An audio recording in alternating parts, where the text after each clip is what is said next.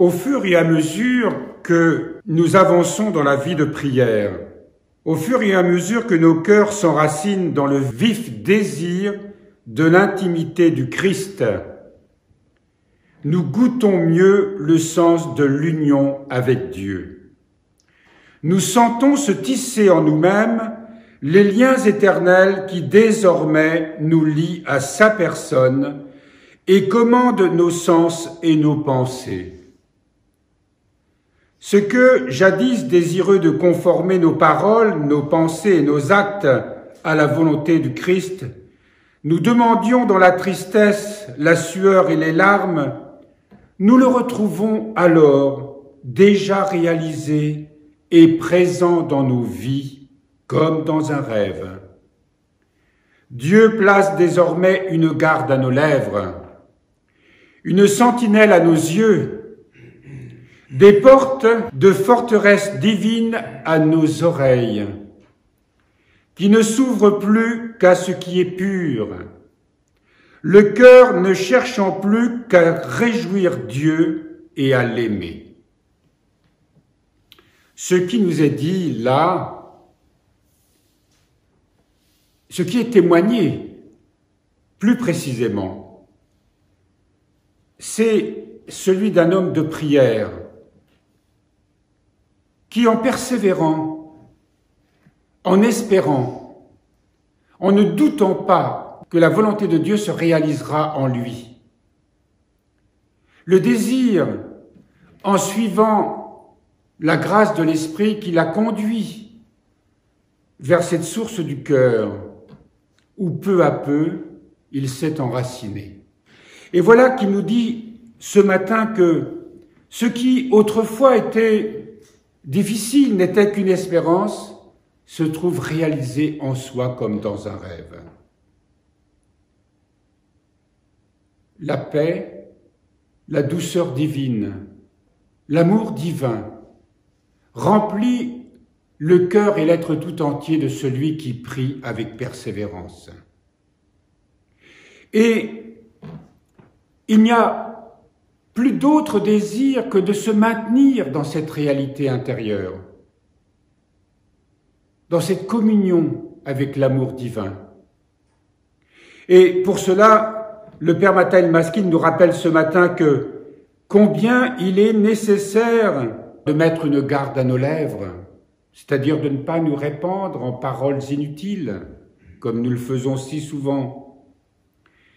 Une sentinelle à nos yeux, pour ne pas que nos yeux voient des choses qui risquent de souiller l'âme. Non pas que il n'est pas nécessaire de regarder ce qui se passe dans le monde autour de nous, mais de ne pas, par nos yeux, tomber dans la concupiscence, de mettre une forteresse à nos oreilles,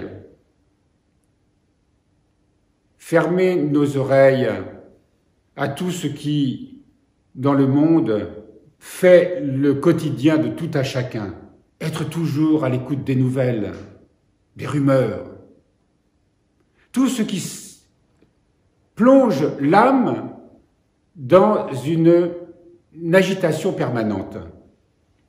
Et là, il s'agit de reposer véritablement dans une grande paix intérieure.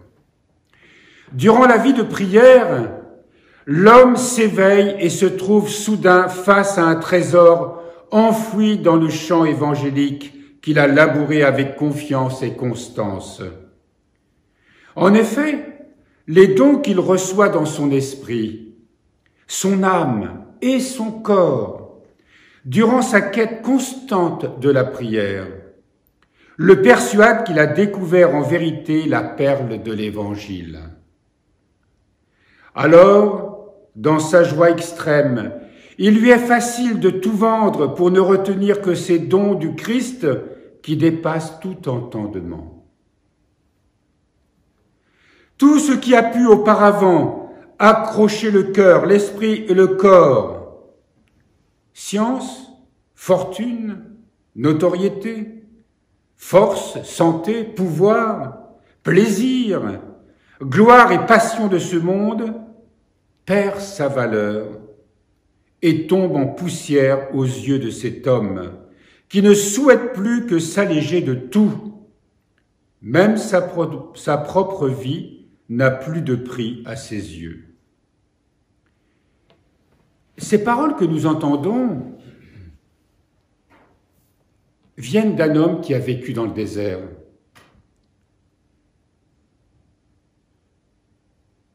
Certains d'entre nous ont séjourné en Égypte. Et nous, les frères, nous avons à 3 reprises fait une retraite au grand monastère de Saint-Antoine du désert. Et nous avons rencontré des ermites. Nous avons vu ces hommes de prière. Même les moines du monastère ont voué leur vie à la prière.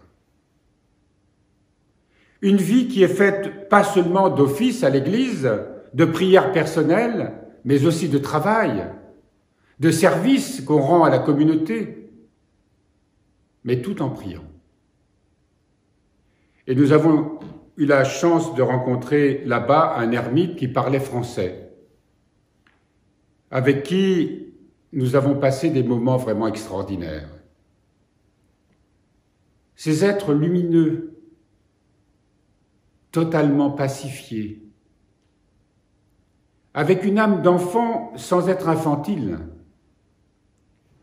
une âme pure, mais en même temps lucide, avec une grande connaissance de ce que peut être l'être humain, mais aussi une âme pleine de charité. Et lorsqu'on rencontre ces hommes, eh bien, ou ces femmes, eh bien, leur discours n'est pas celui du monde. Nous ne parlons que de la vie spirituelle, que de la prière, que des principes et préceptes de la vie en Christ. Et ce sont toujours des échanges extraordinaires. Ces hommes dans le désert qui prient de longues heures, jour et nuit, parviennent à cette pureté d'âme dont il est question dans le livre, dans les lignes que nous lisons ce matin. Le secret de l'efficacité de la prière est mis en relief par l'insistance du Christ qui nous dit « Il faut toujours prier sans jamais se lasser. Toujours prier sans jamais se lasser. » C'est difficile de prier sans jamais se lasser. Souvent, notre esprit erre dans des occupations qui l'arrachent à la prière, dans des soucis, même dans la vie monastique. Mais, par la grâce de l'Esprit Saint, le souvenir et le désir de prier doit être sans cesse présent en nous, afin de nous ramener à la prière. C'est fou comme l'homme, dès qu'il est passionné par le travail qu'il est en train de faire, oublie de prier. Oublie que son Créateur lui donne la grâce d'aimer ce qu'il fait. Travailler, c'est rendre grâce. Rendre grâce, c'est prier en remerciant le Seigneur pour tout ce qu'il nous donne, que ce soit à la cuisine, que ce soit au jardin, que ce soit à l'étude, que ce soit même dans des travaux il n'est pas toujours facile de réaliser parce que peut-être aimerions-nous faire autre chose.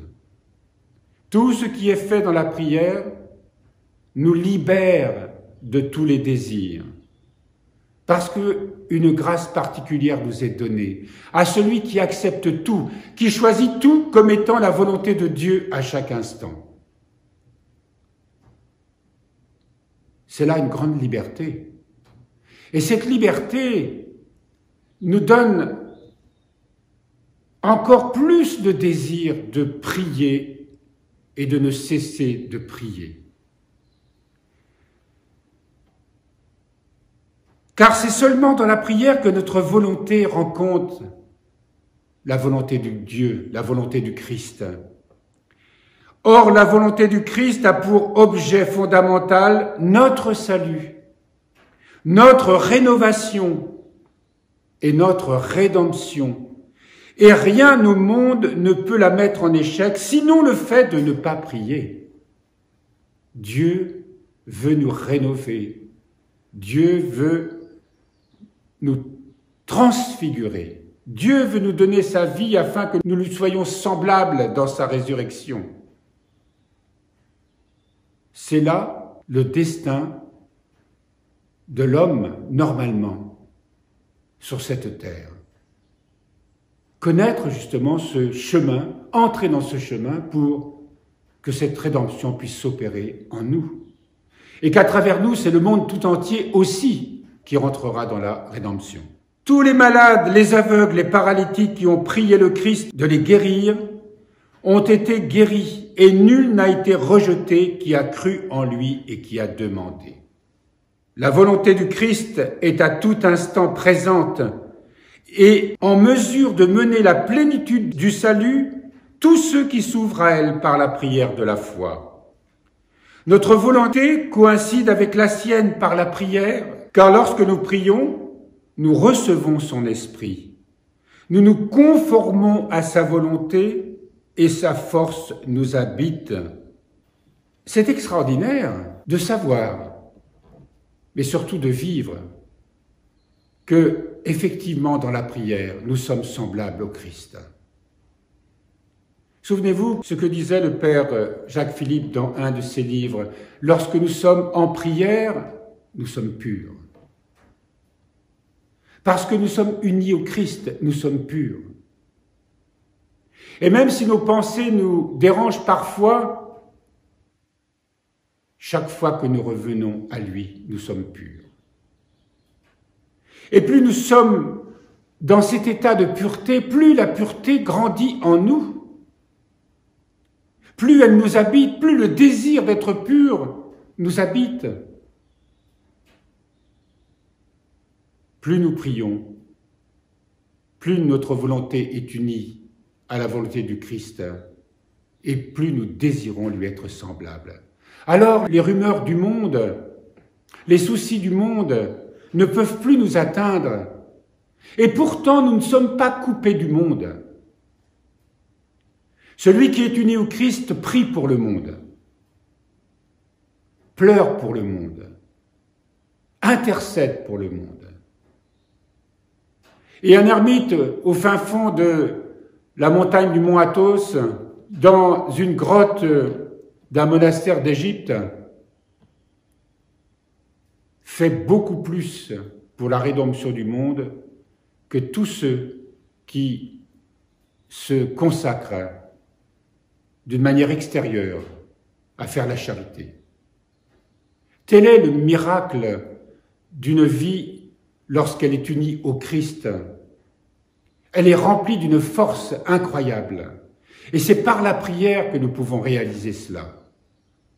Et le Seigneur attire à lui, appelle à lui en ces temps que nous vivons, des femmes et des hommes à prier, à s'unir tous dans la prière, pour que par notre transformation, le monde puisse se transformer. Car rien ne changera en ce monde tant que le cœur des hommes ne sera pas changé. Et c'est pour cela que le Seigneur est venu. Et c'est pour ça qu'il nous donne cette force, cette grâce, de connaître en lui cette grâce lumineuse, d'être totalement rénové en lui.